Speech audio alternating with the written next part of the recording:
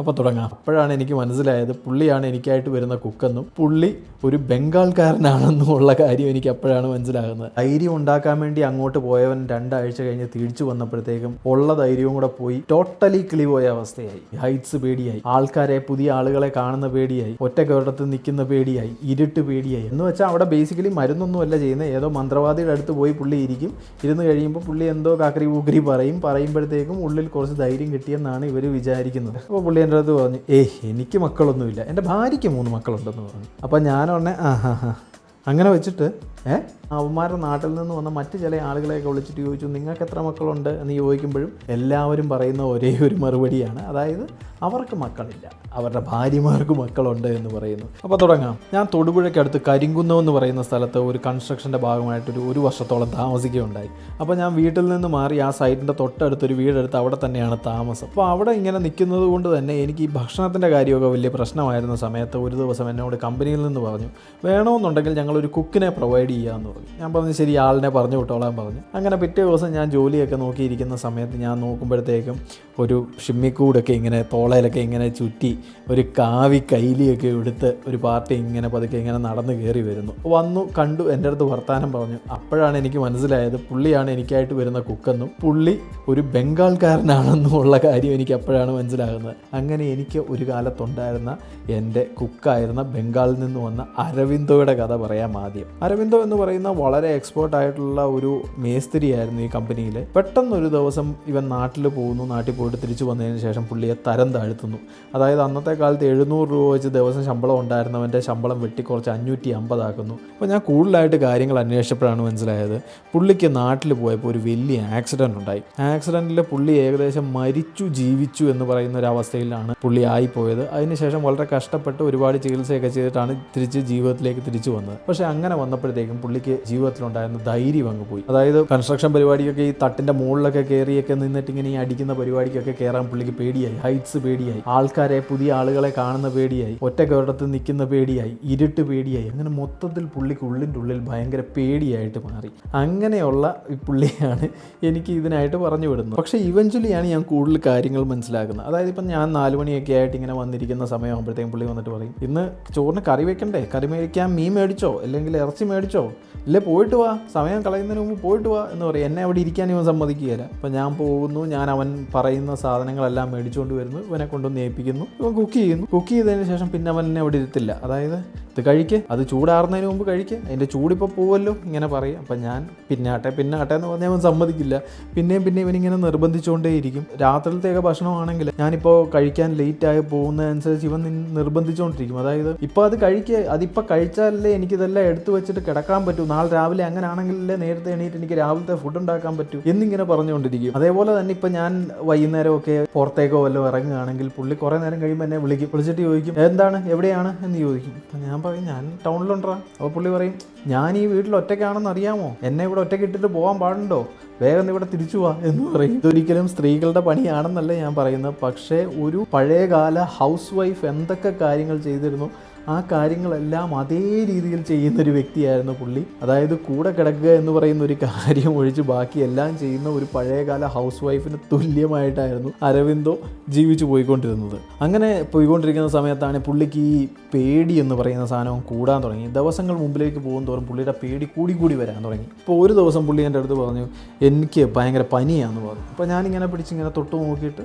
പനിയൊന്നുമില്ല, ചൂടൊന്നുമില്ല. അപ്പോൾ പറഞ്ഞു ആ പനിയല്ല, എനിക്ക് ഉള്ളിലാണ് പനി എന്ന് പറഞ്ഞു. ഞാൻ പറഞ്ഞു ശരി, എന്നാൽ ഡോക്ടറെ കാണാൻ പോ. നീ വേണ്ട, ഇവിടുത്തെ ഡോക്ടർ വേണ്ട. ഞാൻ പറഞ്ഞു എന്നാൽ ഞാൻ പോയി ഒരു മരുന്ന് മേടിച്ചിട്ട് വരാം. അതും വേണ്ട, അയ്യോ ഞാൻ മരുന്നൊന്നും കഴിക്കില്ല. പിന്നെ ഞാൻ ചോദിച്ചു പിന്നെ എന്താ ചെയ്യുക, ഞാൻ നാട്ടിലോട്ട് പോവാന്ന് പറഞ്ഞു. ഞാൻ ചോദിച്ചു എന്തിനാ നീ നാട്ടിൽ പോകുന്നത്? നാട്ടിൽ പോയാൽ ഞങ്ങൾക്ക് അവിടെ ഡോക്ടർ ഉണ്ടല്ലോ, ഞങ്ങളുടെ ഡോക്ടർ നോക്കിയാലേ ശരിയാവുള്ളൂ എന്ന് പറഞ്ഞു. അപ്പോൾ ഞാൻ പറഞ്ഞു എടാ നിങ്ങളുടെ ഡോക്ടർ ഇവിടുത്തെ ഡോക്ടറുമായിട്ട് എന്താ വ്യത്യാസം, ചികിത്സ ഒന്നല്ലേ എന്ന് ചോദിച്ചു.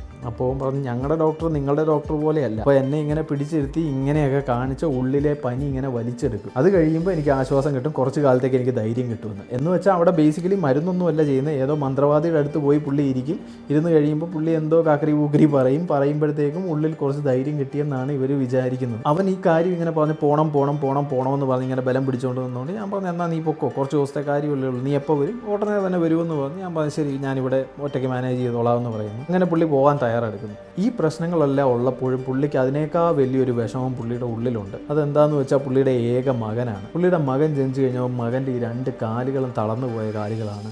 സംസാരിക്കത്തുമില്ല, ചെവി കേൾക്കത്തുമില്ല. അതുകൊണ്ട് തന്നെ നിലത്തിങ്ങനെ കിടന്ന് എഴയുകയും ഒരു ചെറിയ ഞരക്കം പോലത്തെ സൗണ്ട് ഉണ്ടാക്കുക മാത്രമേ ചെയ്യുകയുള്ളൂ. അപ്പോൾ പോകാൻ നേരം അപ്പം ഞാൻ ശരി പോയിട്ട് പോകാൻ എന്ന് പറഞ്ഞിട്ട് അന്ന് എൻ്റെ കയ്യിൽ അധികം കാശൊന്നും ഇല്ലെങ്കിൽ കൂടെ ഒരു ചെറിയ തുക എടുത്ത് ഇവൻ്റെ കയ്യിൽ കൊടുത്തു, കൊണ്ടുപോകാൻ പറഞ്ഞു. അപ്പോഴും പുള്ളി ഒരു കിളി പോയ അവസ്ഥയാണ്. പുള്ളി ഇത് മേടിച്ചിട്ട് പറഞ്ഞു ഇത് തിരിച്ചു തരാൻ എൻ്റെ ഈ ചില്ലറ ഇല്ലല്ലോ എന്ന് പറഞ്ഞു. ഞാൻ പറഞ്ഞു ചില്ലറയ്ക്കല്ല, നീ കൊണ്ടുപോകാൻ പറഞ്ഞു. അപ്പോൾ ഇവൻ എൻ്റെ അടുത്ത് പറഞ്ഞു അപ്പം ഞാൻ ഇത് എപ്പോഴാണ് തിരിച്ചു തരേണ്ടതെന്ന് ചോദിച്ചു. ഞാൻ പറഞ്ഞാൽ തിരിച്ചു തരാനല്ല, നീ കൊണ്ടുപോയിട്ട് നിൻ്റെ കൊച്ചിന് എന്തെങ്കിലും മുട്ടായിയൊക്കെ മേടിച്ച് കൊടുക്കാൻ വേണ്ടി, നീ കൈ വെക്കാൻ വേണ്ടി ഞാൻ തന്നതാണെന്ന് പറഞ്ഞു. ഉടനെ ഇവൻ ചോദിക്കുകയാണ് അപ്പോൾ കൊച്ചിൻ്റെ അടുത്ത് പോയിട്ട് തിരിച്ചു വരുമ്പോഴാണ് ഞാൻ തരേണ്ടതല്ലേ എന്ന് ചോദിച്ചു.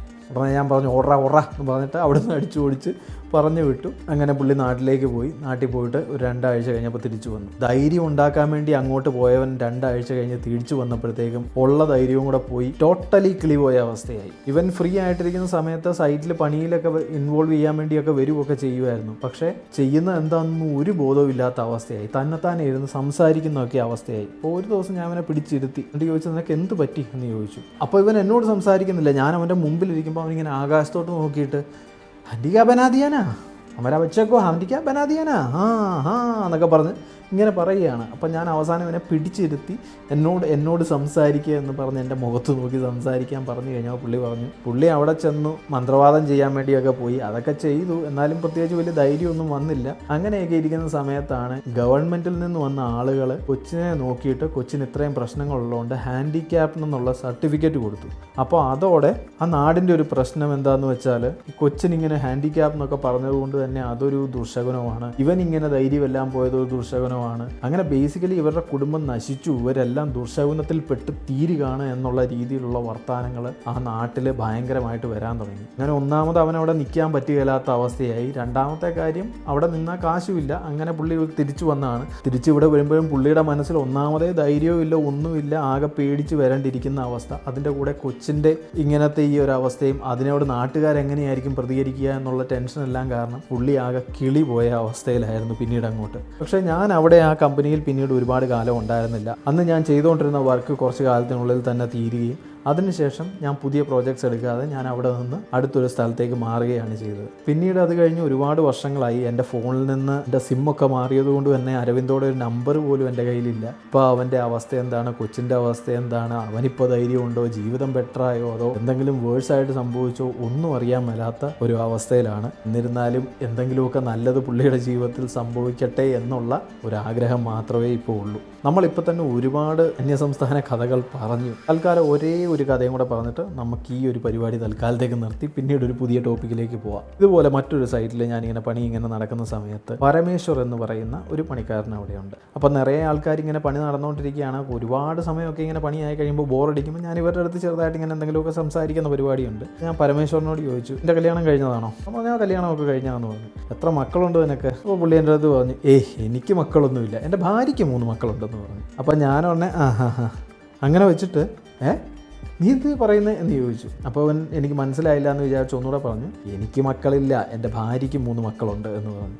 അപ്പോൾ എനിക്ക് ചിരിക്കണോ അതോ ഇവൻ്റെ വൈഫിനെ 2ാമത് വല്ലതും കല്യാണം കഴിച്ചാണോ, ആദ്യത്തെ കല്യാണത്തിലുള്ള മക്കളാണോ എന്നൊന്നും അറിയത്തില്ലാത്തതുകൊണ്ട് ഞാൻ ഇവനോട് ചോദിച്ചു അപ്പോൾ അത് നിൻ്റെ മക്കളല്ലേ എന്ന് ചോദിച്ചു. ഉടനെ ഇവൻ പറഞ്ഞു എനിക്ക് എവിടുന്ന മക്കളുണ്ടാകുന്നതെന്ന് ചോദിച്ചു. കൂടുതലായിട്ട് ഞാൻ ചോദിച്ചപ്പോൾ മനസ്സിലായി ഭാര്യയുടെ 2ാം ഘട്ടമൊന്നുമല്ല, ഇവൻ കെട്ടിക്കഴിഞ്ഞിട്ടുണ്ടായ മക്കളാണ്. പക്ഷേ ഇവൻ്റെ മക്കളല്ല എന്നാണ് ഈ ക്ലെയിം ചെയ്തുകൊണ്ടിരിക്കുന്നത്. എന്നാൽ ദേഷ്യത്തിലൊന്നുമല്ല, വളരെ സന്തോഷത്തിലാണ് പറയുന്നത് എൻ്റെ മക്കളല്ല, എൻ്റെ ഭാര്യയുടെ മക്കളാണ് എന്ന് പറയുന്നത്. അപ്പോൾ ഇവൻ ഇത് പറയുന്നതിൻ്റെ ഇടയ്ക്ക് തന്നെ തൊട്ടടുത്ത് നിൽക്കുന്ന ഇവൻ്റെ നാട്ടുകാരായിട്ടുള്ള മറ്റു പണിക്കാരോട് കൈ ചൂണ്ടിയിട്ട് ഇയാൾ എന്തൊക്കെ ഈ പറയുന്നത് എന്നുള്ള രീതിയിൽ ഇങ്ങനെ കൈ ചൂണ്ടി ഏതാണ്ടൊക്കെ പറയുന്നുണ്ട്. അപ്പോൾ ആ കൂട്ടത്തിൽ ഒരുത്തം വന്നു കഴിഞ്ഞപ്പോൾ ഞാൻ ചോദിച്ചേട്ടാ ഇവൻ പറയുന്നത് കേട്ടോ, ഇവന് മക്കളില്ല, ഇവൻ്റെ ഭാര്യയ്ക്ക് 3 മക്കളുണ്ടെന്നാണ് ഇവൻ പറയുന്നതെന്ന് പറഞ്ഞു. അപ്പോൾ അത് ഞാൻ പറഞ്ഞവൻ എന്നെ ഇങ്ങനെ രൂക്ഷമായിട്ട് നോക്കിയിട്ട് പറഞ്ഞു അതിലിപ്പോൾ എന്താ തെറ്റ്, അവൻ പറഞ്ഞാൽ കറക്റ്റല്ലേ എന്ന് പറഞ്ഞു. അപ്പോൾ കുറേ നേരം ഇതിനെക്കുറിച്ച് സംസാരിച്ച് കഴിഞ്ഞപ്പോഴത്തേക്കും ആ കൂട്ടത്തിൽ ഒരുത്തൻ എനിക്ക് എക്സ്പ്ലെയിൻ ചെയ്തു തന്നു. അതായത് കൊച്ച് പ്രസവിക്കുന്നത് ആരാണ്? അമ്മ. അപ്പോൾ കൊച്ച് ജനിച്ചത് ആർക്കാണ്? അമ്മയ്ക്ക്. അപ്പോൾ കൊച്ചാരുടെയാണ്? ഞാൻ ചോദിച്ച അപ്പൻ്റെ അമ്മയുടെയും? അല്ല, കൊച്ചമ്മയുടെയാണ്, പ്രസവിച്ചത് ആരാണോ അവരുടെയാണ് കൊച്ച് എന്ന് പറയുന്നത്. അപ്പോൾ ഞാൻ ചോദിച്ചു അച്ഛനോ? അച്ഛന് കൊച്ചുണ്ടാകണേ അച്ഛൻ പ്രസവിക്കണം, അച്ഛൻ ഡെയിലി കൂടെയാണ് പ്രസവിക്കുന്നത്. അങ്ങനെ അച്ഛന് പ്രസവിക്കാത്തതുകൊണ്ട് അച്ഛന് മക്കളില്ല. ഞാൻ വീണ്ടും പരമേശ്വരനെ നോക്കി. പരമേശ്വരൻ തറപ്പിച്ച് പറഞ്ഞു, അത് തന്നെ ഞാൻ പറഞ്ഞത്, എനിക്ക് മക്കളില്ല, എൻ്റെ ഭാര്യയ്ക്കാണ് 3 മക്കളെന്ന് വീണ്ടും പറഞ്ഞു. ഇതെന്തോ ഒരു സുഖകരമല്ലാത്തതുകൊണ്ട് എനിക്ക് തോന്നിയുകൊണ്ട് ഞാൻ അവന്മാരുടെ നാട്ടിൽ നിന്ന് വന്ന മറ്റ് ചില ആളുകളെയൊക്കെ വിളിച്ചിട്ട് ചോദിച്ചു, നിങ്ങൾക്ക് എത്ര മക്കളുണ്ട് എന്ന് ചോദിക്കുമ്പോഴും എല്ലാവരും പറയുന്ന ഒരേ ഒരു മറുപടിയാണ്, അതായത് അവർക്ക് മക്കളില്ല, അവരുടെ ഭാര്യമാർക്ക് മക്കളുണ്ട് എന്ന് പറയുന്നു. ഈ എക്സ്പ്ലനേഷൻ ഇവർ ഇത്രയും കൃത്യമായിട്ടൊക്കെ പറഞ്ഞു തന്നതുകൊണ്ട് എനിക്ക് കാര്യം മനസ്സിലായി. എന്നാൽ ഞാൻ തിരിച്ച് കാര്യം പറഞ്ഞപ്പോൾ അവർ പറഞ്ഞു, സാറ് പറയുന്നതൊക്കെ കറക്റ്റാണ്, എന്തൊക്കെയോ പറയാൻ ശ്രമിക്കുന്നുണ്ടെന്നറിയാം, പക്ഷേ ഞങ്ങൾ പഠിച്ചു വെച്ചിരിക്കുന്നതൊക്കെ കറക്റ്റാണ്, ഞങ്ങളെ തിരുത്താൻ വരരുത്, ഞങ്ങളുടെ ചെറുപ്പത്തിൽ ഞങ്ങളെ ഓരോരോ കാര്യങ്ങൾ പഠിപ്പിച്ചു തന്നിരിക്കുന്നത് കറക്റ്റാണ് എന്നാണ് അവന്മാർ പറഞ്ഞത്.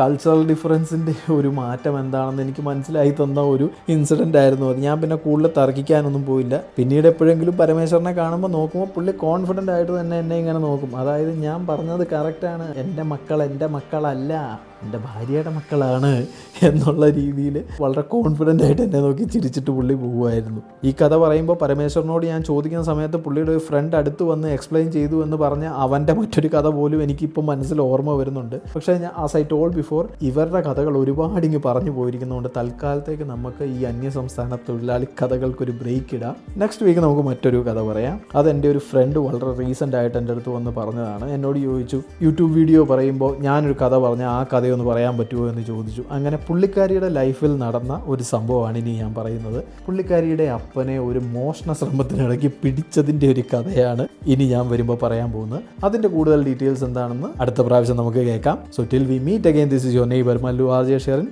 Signing off.